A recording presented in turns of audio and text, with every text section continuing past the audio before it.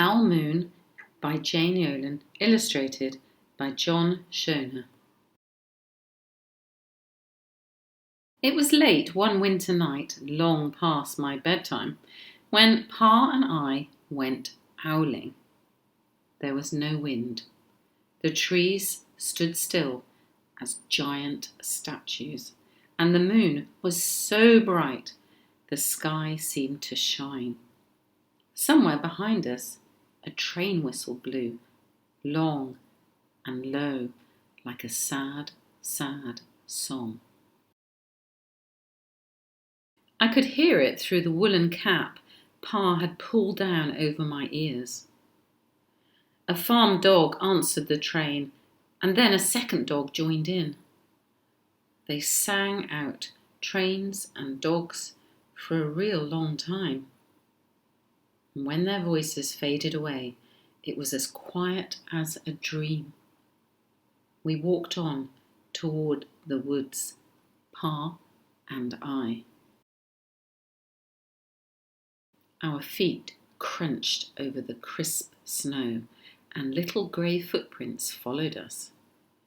Pa made a long shadow, but mine was short and round. I had to run after him every now and then to keep up, and my short, round shadow bumped after me. But I never called out. If you go owling, you have to be quiet. That's what Pa always said. I had been waiting to go owling with Pa for a long, long time. We reached the line of pine trees, black and pointy against the sky, and Pa held up his hand. I stopped right where I was and waited. He looked up, as if searching the stars, as if reading a map up there. The moon made his face into a silver mask. Then he called, "Woo, woo, woo, woo, woo, woo," the sound of a great horned owl. Woo, woo, woo, woo, woo. Again he called out, and then again. After each call, he was silent, and for a moment we both listened, but there was no answer. Pa shrugged and I shrugged. I was not disappointed. My brothers all said, sometimes there's an owl, and sometimes there isn't. We walked on. I could feel the cold, as if someone's icy hand was palmed down on my back, and my nose and the tops of my cheeks felt cold and hot at the same time. But I never said a word. If you go owling, you have to be quiet and make your own heat. We went into the woods. The shadows were the blackest things I had ever seen.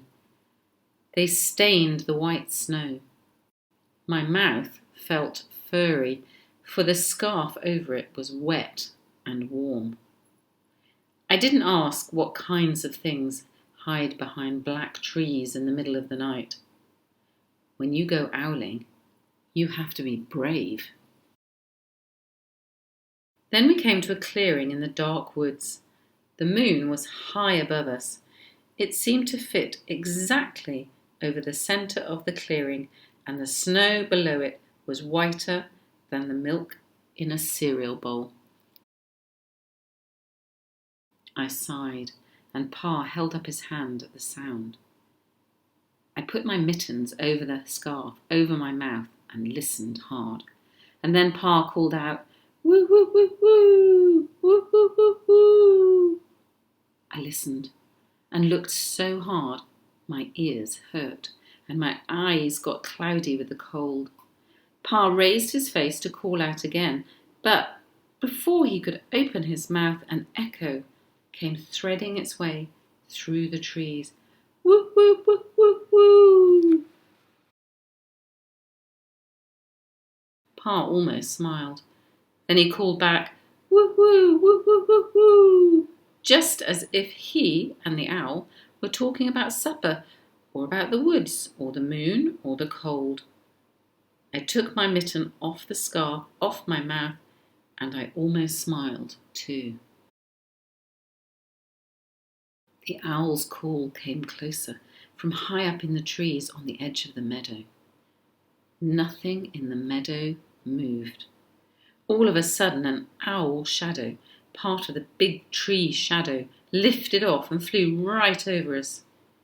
We watched silently with heat in our mouths, the heat of all those words we had not spoken.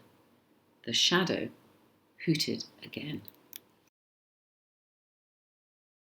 Pa turned on his big flashlight and caught the owl just as it was landing on a branch.